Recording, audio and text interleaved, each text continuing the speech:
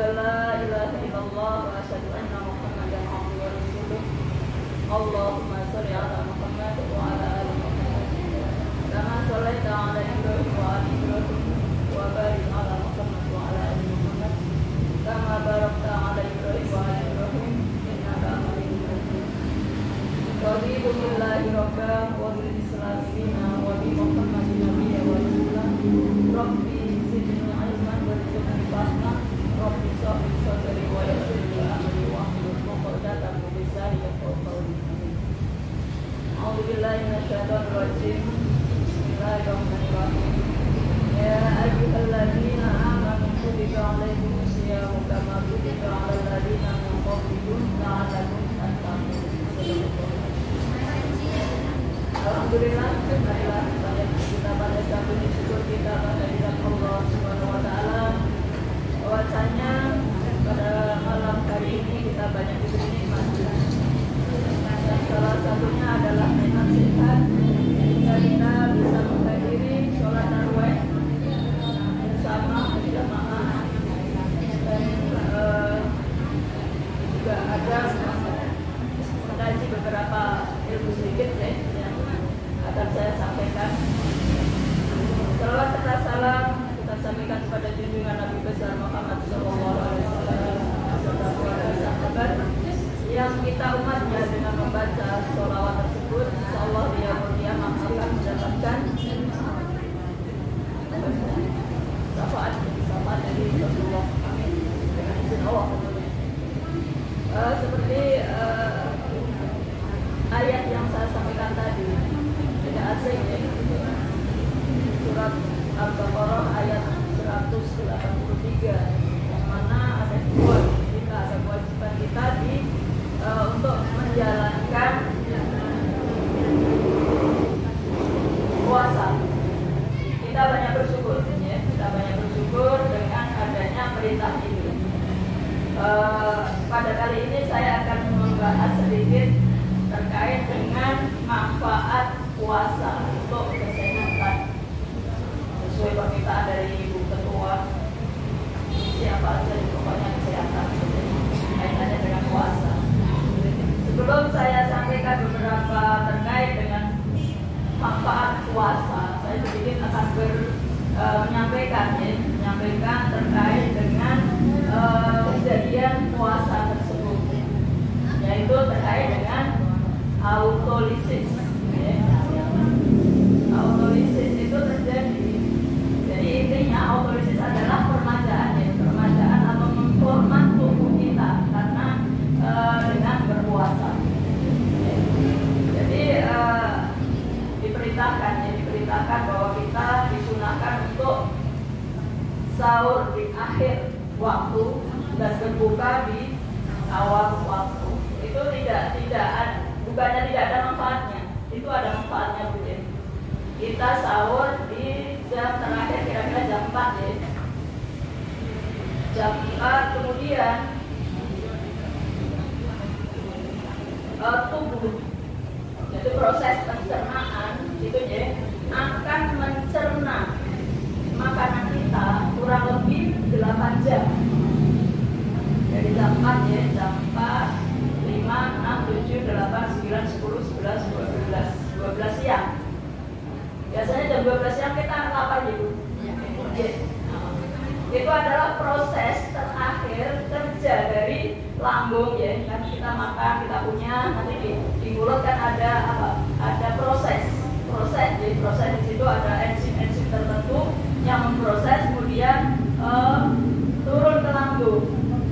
Kemudian lambung nanti akan bekerja mencerna makanan tersebut ya, giling istilahnya ya. Giling itu sampai dengan makanan itu habis itu kira-kira 8 jam ya. Dan itu ada perintah dari otak ya.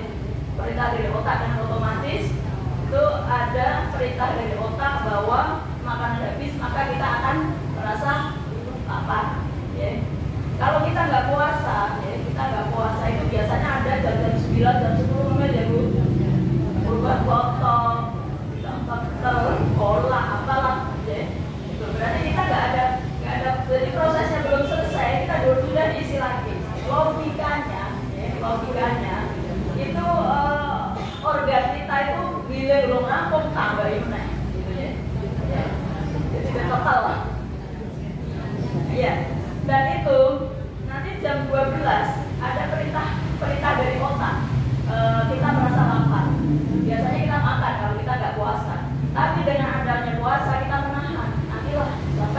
berbuka di kurang lebih jam 6. Ya, jadi jam 12, 1, 2, 3, 4, 5, 6. Jadi waktu 6 jam itu adalah organnya sudah selesai mencerna dari makan yang kita makan saat sahur ya. Itu. Jadi 6 jam itu adalah waktu yang digunakan untuk tubuh kita karena organ-organ berhenti menggilingnya berhenti ya. Nah itu ada misalnya kita sudah nyuci, sudah nyiapin sarapan juga apa kita istirahat biasanya Bu, nggak ada apa yang kita lakukan biasanya apa Bu? Layak selesai biasanya ibu nggak bakal layak karena begitu lihat apa kerjaan inginnya menyelesaikan. Itu sama dengan tubuh kita. Ketika jam 12 sampai jam 6 itu tubuh kita akan melakukan bersih-bersih. Ya, bersih-bersih. Jadi untuk yang organ yang mengeluarkan zat yang tidak berguna, racun, itu fungsinya salah satunya adalah fungsi hepat atau liver. Ya. Begitu sudah dari lambung sudah selesai, sudah dicerna, sudah dibagikan semua sel di tubuh kita, itu organ hati itu rileks, nggak ada kerjaan, maka hati itu akan bersih-bersih. Ada hati, ada ginjal dan sebagainya, jadi yang biasa langsung berperan untuk mengeluarkan zat-zat yang tidak berguna itu adalah hati, ginjal. Ya. Nah itu sudah istirahat, itu bersih-bersih, saatnya bersih-bersih. Jadi apa-apa yang ada mengendap di liver, di ginjal itu dikeluarkan. Jadi saat itu dikeluarkan ya. Kemudian saat bersih-bersih itu berarti kan ada kesempatan ya. Kesempatan untuk bersih-bersih zat atau yang tidak berguna, toksin dan sebagainya, racun dan sebagainya itu akan dikeluarkan lewat feses ya, tinja atau lewat air kencing ya, itu yang tidak berguna. Jadi ada kesempatan. Jadi kita berbahagialah, kita diperintahkan oleh Allah untuk berpuasa, itu adalah fungsinya itu. Dan tidak hanya puasa Ramadan ya, kita disunahkan ada Senin Kemis, ada Daud, ada macam-macam ya. Nah itu jadi manfaatnya puasa itu tidak main-main ya, tidak main-main dalam artian untuk tubuh kita itu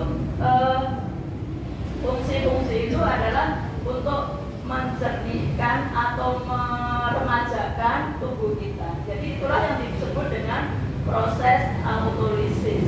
Ya. Proses autolisis itu intinya adalah proses peremajaan atau diformat lagi untuk yang baru lagi. Ya.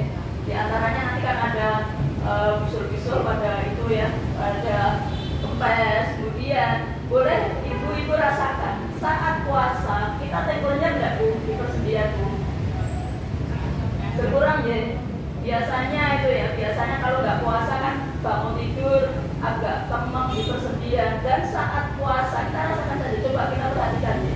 Itu biasanya rasa-rasa itu sudah nggak ada karena ada keton, ada zat-zat yang tidak berguna itu sudah dilarutkan, dan itu tidak biasanya sesuai dengan ilmu yang saya pelajari itu waktu 3-4 hari itu baru proses terjadi. Jadi kalau awal puasa tidak dirasakan.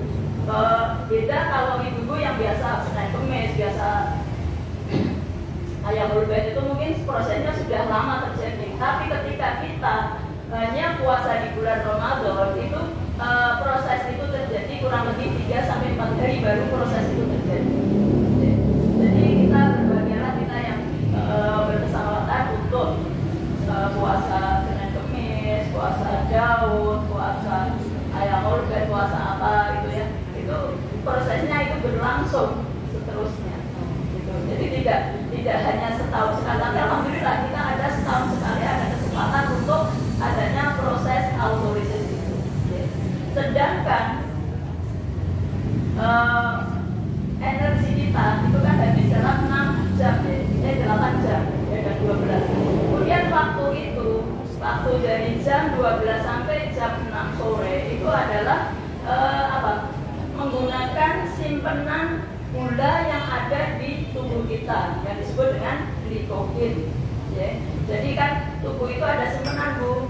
Jadi jangan khawatir Ibu kehabisan gula, kehabisan energi ya, ketika puasa. Ada simpenan di tubuh kita. Nah itu prosesnya kenapa? Dalam teori, kenapa sih kok yang punya kencing manis saat puasa itu malah sehat? Itu karena endapan-endapan gula akan dilarutkan. Karena dipakai energi untuk jam 12 sampai jam 6 sore itu. Ya. Jadi jangan khawatir ibu-ibu yang puasa kemudian biasanya kalau yang sudah kena kencing manis kan lapar sedikit terus ya. Tapi dengan kebiasaan itu mudah-mudahan dan insya Allah ya itu sudah terselesaikan dengan puasa tersebut. Biasanya kalau ibu-ibu yang puasa bebas dari konsumsi obat yang rutin sehari sekali itu. Ya. Jadi kita tetap optimis bahwa itu akan terjadi hal seperti itu. Dan banyak lagi penyakit-penyakit yang bisa diselesaikan dengan puasa tersebut. Ya.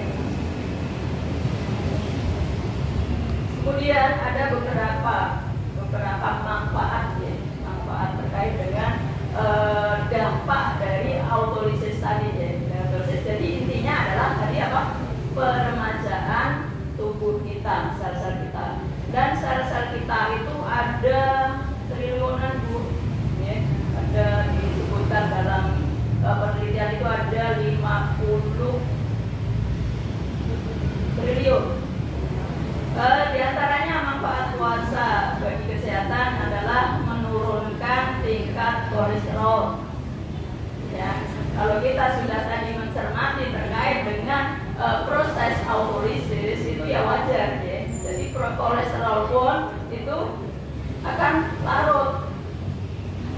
Dan biasanya, tapi tidak selalu ya, orang yang sudah mengidap kolesterol tinggi itu dampak jantungnya juga imbasnya kena.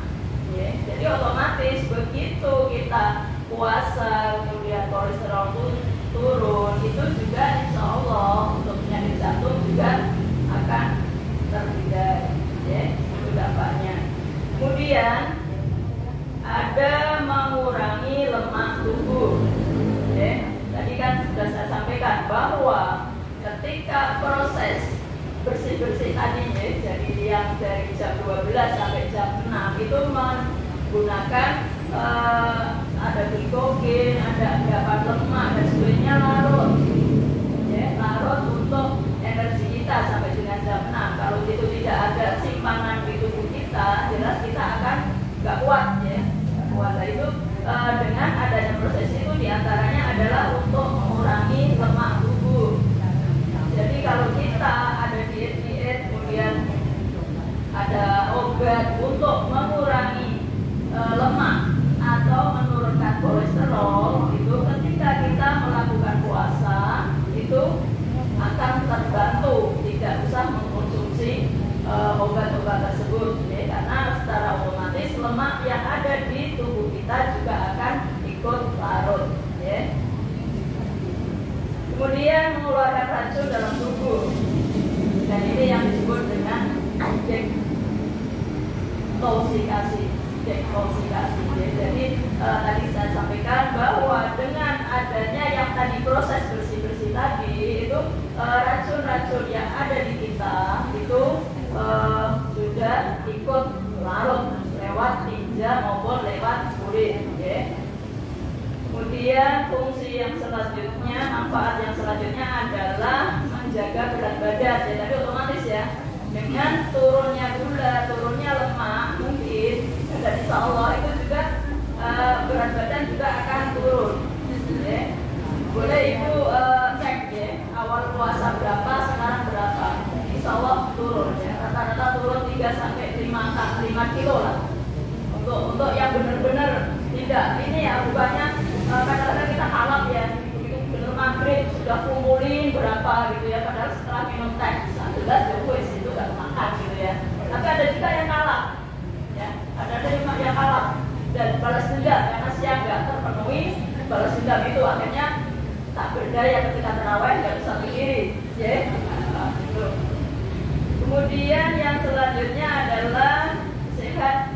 ginjal tadi sudah saya sampaikan ya, karena fungsi yang organ langsung yang membersihkan toksin itu adalah di liver dan di ginjal. Dengan adanya tadi proses puasa itu nantinya itu juga ginjal juga agak ringan bebannya, tidak terlalu berat ya. Yang selanjutnya meningkatkan kekebalan tubuh dengan proses tadi autolisis tadi ya, dengan sisa-sisa toksin dan sebagainya yang sudah larut, nanti secara otomatis perintah dari otak untuk tubuh mengeluarkan antibodi ya, antibodi yang tersimpan di tubuh kita. Jadi karena tadinya tidak keluar karena ketutup dengan makanan-makanan yang menumpuk ya, karena organ belum selesai sudah diisi lagi, giling belum selesai sudah diisi lagi, kan organ tidak bisa istirahat. Tapi dengan adanya puasa itu organ istirahat, kemudian zat-zat seperti antibodi dan sebagainya perintah dari otak untuk dikeluarkan, sehingga insya Allah untuk orang puasa itu antibodinya kuat ya. Meskipun kadang-kadang kita tadarusan sampai tengah malam, kemudian nanti harus menyiapkan sahur, itu alhamdulillah kita segera-segera aja ya. Ya wajar lah ngantuk sedikit, boleh dihitung ya. Ketika Ramadan ini tidur kita berapa jam? Kurang dari 8 jam yang jelas gitu ya. Tapi kita kan segera-segera aja, masih bisa tertawa, masih bisa belanja persiapan untuk lebaran, masih bisa untuk susuan di pasar gitu ya. Gitu. Jadi kita sehat-sehat saja. Di samping tadi yang ada kesempatan untuk menaikkan antibodi dalam tubuh kita, itu diantaranya fungsi yang selanjutnya adalah meningkatkan dan memperbaiki fungsi otak. Boleh ibu itu ya, boleh ibu cermati ya. Ketika mungkin hafalan lah, kadang-kadang yang biasa daripada nggak ada kegiatan kita hafalan, dan hafalan itu biasanya lebih masuk ya ketika bulan puasa, ketika kita energi keluar dari yang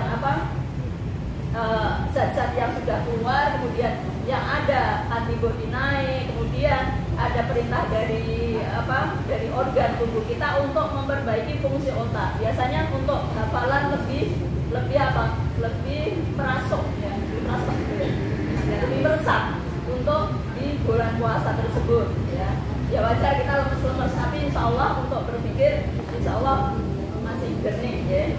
Kemudian tadi saya sampaikan di sini adalah mengurangi sakit sendi tadi ya, yang biasa kita kelenyer gitu ya di persendian, nanti dengan puasa insya Allah akan larut ya, bisa ton kumpulan dari purin ya. Purin itu dihasilkan dari protein yang itu akan biasanya itu kan gini ya, kalau misalnya ada rematik nih, makan kacang, makan terasa gitu ya, karena kacang sejenis bangsa kacang itu menghasilkan purin namanya Bu, dan itu purin itu akan mengendap, tidak larut, itu mengendap di persendian, jadi menambah rasa nyeri atau kaku ketika kita duduk, nanti ada yang terkelenjer ya gitu. Nah itu zat purin namanya. Jadi kenapa sih diet kadang-kadang kalau yang rematik nggak boleh empeng, nggak boleh jeroan, nggak boleh apa, karena di situ ada protein. Yang protein itu zat tidak baiknya penghasilnya adalah purin tersebut. Jadi sebaiknya kita mengonsumsi banyak buah, banyak sayur yang bukan jenis kacang ya. Ada kubis yang biasa yang tahan ya, ada juga yang perut, biasanya orang yang mempunyai cenderung untuk asam lambung naik begitu makan yang sejenis kubis itu biasanya akan mules, karena kubis menghasilkan gas dan itu akan menambah menaikkan lambung mengeluarkan gas tersebut ya. Kemudian meremajakan fungsi sel itu jelas tadi ya. Kemudian ada nih puasa bagi lelaki itu adalah untuk memperbanyak produksi sperma. Ya. Jadi di teorinya gitu, saya tidak bisa membuktikan ya, karena di teorinya aja saya nyampaikan dari ilmunya bahwa puasa itu